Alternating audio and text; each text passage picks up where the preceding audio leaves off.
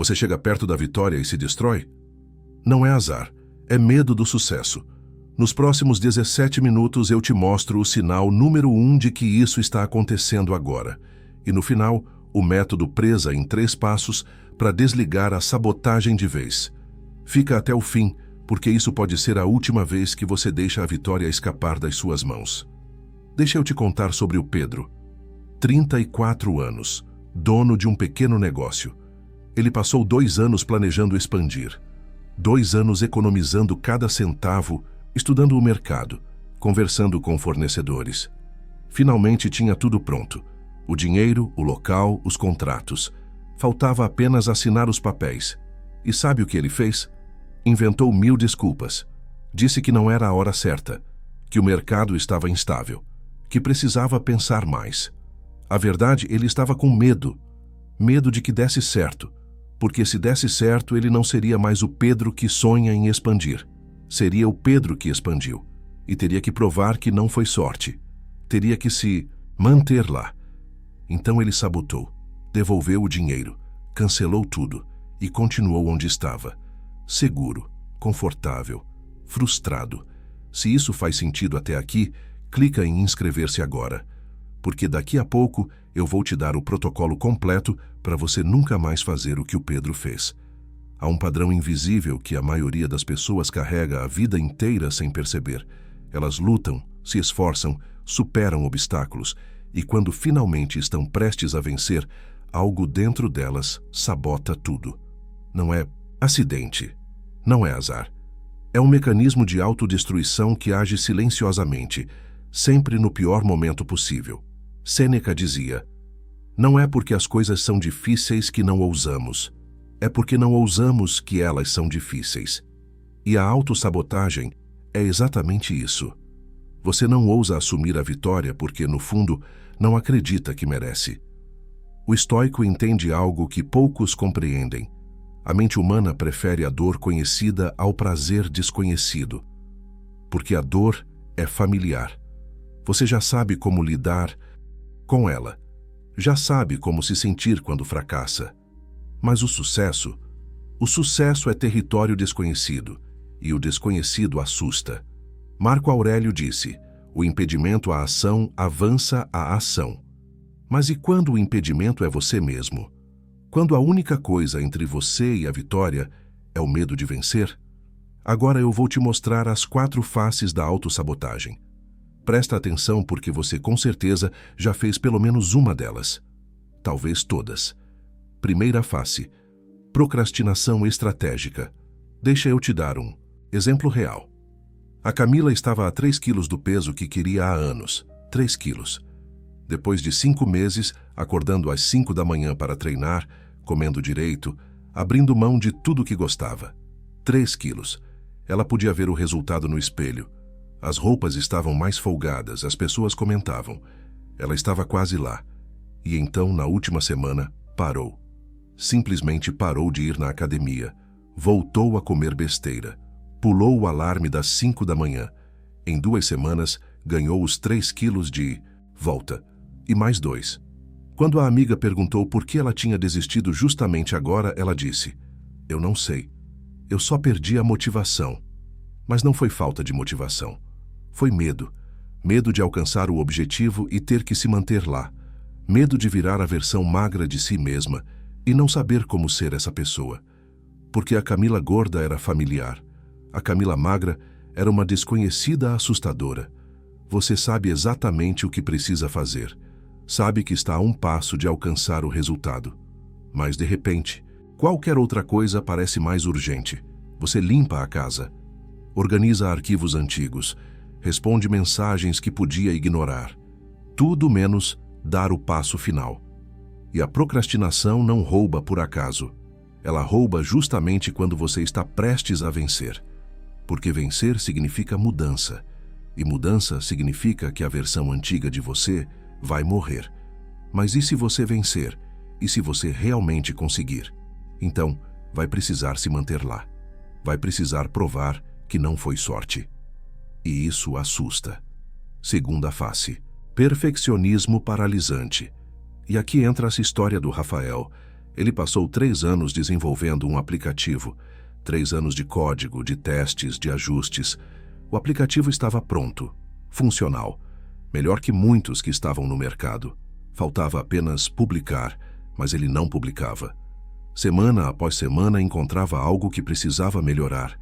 A interface podia ser mais intuitiva. O carregamento podia ser mais rápido.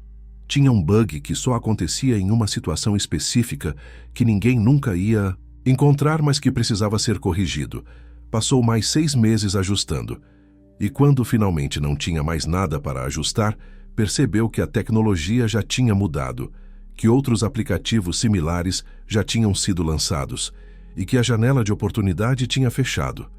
Ele tinha um produto perfeito que nunca viu a luz do dia, porque preferiu a ilusão de controle ao risco de ser julgado.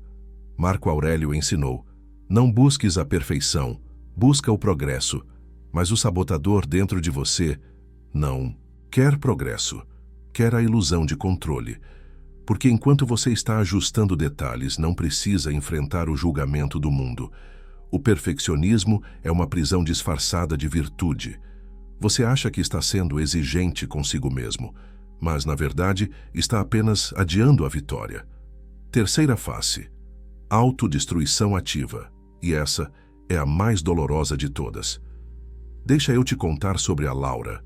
Ela tinha acabado de receber uma proposta de emprego dos sonhos. O salário era o dobro do que ganhava. A empresa era exatamente onde sempre quis trabalhar. Ela tinha feito 3 entrevistas. Impressionou todo mundo. A proposta estava na mesa. Só precisava assinar. E na noite anterior ao dia de assinar, ela saiu com amigos. Bebeu demais, muito mais do que devia. E no dia seguinte acordou com a pior ressaca da vida. Não conseguia pensar direito. Não conseguia nem ficar de pé. Ligou para a empresa e pediu para adiar. Eles adiaram. Mas ela sentiu na voz deles que algo tinha mudado. Uma semana depois, a proposta foi retirada. Contrataram outra pessoa. E ela ficou ali com a certeza de que tinha sabotado a melhor oportunidade da vida. Mas por quê? Porque na noite anterior, enquanto bebia, uma parte dela pensou: e se eu não for boa o suficiente? E se eu aceitar e decepcionar? E se descobrirem que não sou tão boa quanto pensam? Então ela se autodestruiu. Porque assim podia dizer: eu poderia ter conseguido aquele emprego, mas algo aconteceu. Não foi culpa minha. Epicteto ensinou: primeiro, decide quem você quer ser. Depois faça o que precisa ser feito. Mas você nunca decidiu que tipo de pessoa quer ser. Porque decidir significa comprometer-se. E comprometer-se com a vitória significa que não pode mais voltar atrás. Então, no último segundo, você se autodestrói. Quarta face: síndrome do impostor. Pensa na Júlia.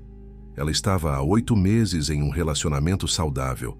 8 meses. Depois de anos pulando de relacionamento tóxico em relacionamento tóxico, finalmente tinha encontrado alguém diferente. Alguém que a tratava bem, que estava presente, que não jogava joguinhos. Os primeiros meses foram perfeitos, mas no 7º mês, algo mudou. Ela começou a criar problemas onde não existiam. Questionava cada palavra dele, procurava defeitos, arrumava brigas por nada. Uma vez brigou porque ele demorou 15 minutos para responder uma mensagem. 15 minutos. Ele estava no trabalho, mas para ela, aquilo era sinal de desinteresse. No fundo, não era sobre os 15 minutos, era sobre o medo. O medo de que estar feliz era bom demais para ser verdade. O medo de que uma hora ele ia perceber quem ela realmente era e ir embora. Então ela tomou a dianteira. Criou tantos problemas que ele desistiu. E ela ficou sozinha de novo, pensando: eu sabia que não ia dar certo. Mas não foi o relacionamento que não deu certo. Foi ela que destruiu. Porque estar feliz era assustador demais.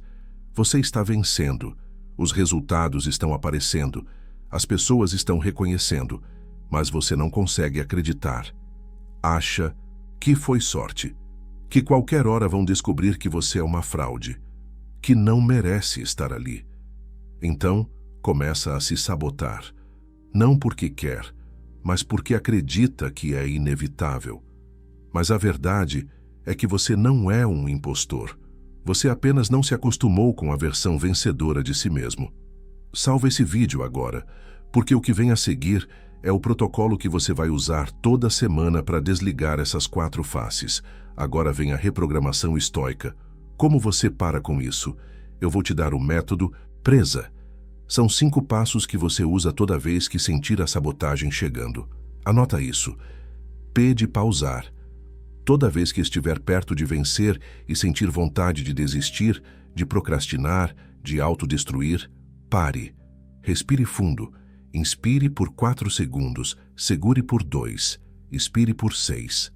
Não pule esse passo. A respiração desliga o modo de luta ou fuga do cérebro. Te traz de volta para o momento presente. R de rotular. Pergunte a si mesmo, isso é real ou é medo?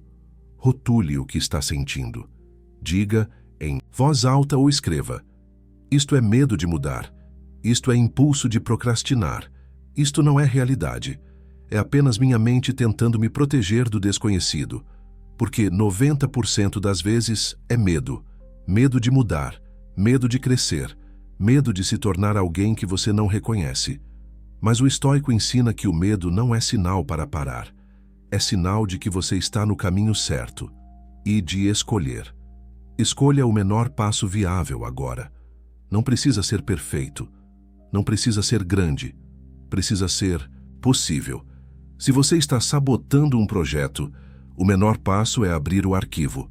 Se você está sabotando um relacionamento, o menor passo é mandar uma mensagem.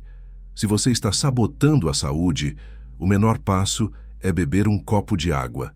O menor passo, porque é impossível sabotar algo que você está fazendo agora. S de se comprometer. Fala em voz alta o que você vai fazer. Ou liga para alguém e diz, deixa eu te contar o que aconteceu com a Renata. Ela estava escrevendo um livro há 2 anos. 2 anos. E, quando finalmente terminou, quando o livro estava pronto, editado, revisado, ela não conseguia enviar para as editoras. Toda vez que ia enviar, sentia um aperto no peito, um medo paralisante, e adiava. Até que um dia, ela percebeu o padrão. Percebeu que estava fazendo exatamente o que sempre fez, sabotando no último segundo. Então ela fez algo diferente. Pegou o celular e ligou para uma amiga. Disse, eu vou enviar o livro agora, e você vai ficar na linha comigo até eu enviar. A amiga ficou. E ela enviou, com as mãos tremendo, com o coração acelerado. Mas enviou. 3 semanas depois recebeu uma resposta. A editora queria publicar. O livro não foi um best-seller, mas mudou a vida de algumas pessoas. E mais importante, mudou a vida dela, porque ela venceu. Não venceu o mercado, venceu o medo. A de agir em 90 segundos. Regra dos 90 segundos. Você tem 90 segundos para fazer o menor passo que escolheu. 90 segundos. Conta no relógio. Se passar de 90 segundos, a mente volta a criar desculpas. Então age antes. Abre o arquivo, manda a mensagem, bebe a água, liga para a pessoa, faz. Agora, esse é o método Presa. Pausar, rotular, escolher, se comprometer, agir em 90 segundos. Usa isso toda vez que a sabotagem aparecer. E ela vai aparecer. Porque você é humano, mas agora você tem uma ferramenta. Marco Aurélio ensinou, você tem poder sobre sua mente, não sobre eventos externos. Perceba isso e você encontrará força. E a força está em continuar mesmo com medo, em vencer mesmo achando que não merece, em seguir em frente mesmo quando a mente grita para você voltar. Agora vem o compromisso público. Você precisa criar responsabilidade. Sêneca ensinou, a pressão transforma carvão em diamante. Use a pressão externa a seu favor. Conta para alguém o que você está fazendo, não para se exibir, mas para criar responsabilidade, porque é mais fácil se sabotar em silêncio. Mas quando alguém sabe, quando alguém está torcendo por você, desistir fica mais difícil. Pega papel e caneta agora. Não depois. Agora. E responde 3 perguntas. Primeira, em que área da minha vida eu estou perto de vencer, mas continuo me sabotando.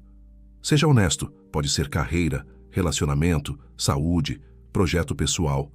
Segunda, qual é o medo real por trás da sabotagem? Não o medo superficial, o medo profundo. Medo de ser rejeitado, de não ser bom o suficiente, de perder o controle, de mudar. Terceira, qual é o menor passo de 90 segundos que eu posso fazer agora? Não amanhã, não na segunda. Agora. Escreve. E faz. Agora vem a verdade final que ninguém te conta. Você vai se sabotar de novo. Não porque é fraco, mas porque é humano. Haverá momentos em que o medo será mais forte. Momentos em que você voltará aos velhos padrões. E está tudo bem. O estoico não busca perfeição, busca progresso. Epicteto ensinou: não é o que acontece com você, mas como você reage ao que acontece com você que determina o sucesso ou fracasso na vida. Então, reaja diferente. Quando a mente pedir para você desistir, não desista. Quando o medo gritar para você voltar, continue. Quando a voz da autossabotagem sussurrar que você não merece, ignore. Use o método presa. Pausar, rotular, escolher, se comprometer, agir em 90 segundos. Você tem dentro de si mesmo tudo o que precisa para suportar o que vier. Sempre teve. Só esqueceu. Porque passou tanto tempo ouvindo a voz da dúvida que esqueceu da voz da força. Mas ela está lá, esperando, pronta para te guiar até a vitória. Se você permitir, se isso te ajudou, comenta "parei de adiar". Vou responder os 50 primeiros. E responde as 2 perguntas. Primeira, em qual área você se sabota hoje? Segunda, qual é o menor passo de 90 segundos que você vai fazer agora? Escreve nos comentários. Eu volto em 24 horas para cobrar. Porque compromisso público funciona. E agora você não está mais sozinho nessa jornada. Se inscreve no canal agora. Toda semana eu trago um novo vídeo de estoicismo aplicado à vida real. Não é teoria, é prática. É o que você precisa para parar de se autodestruir e começar a vencer.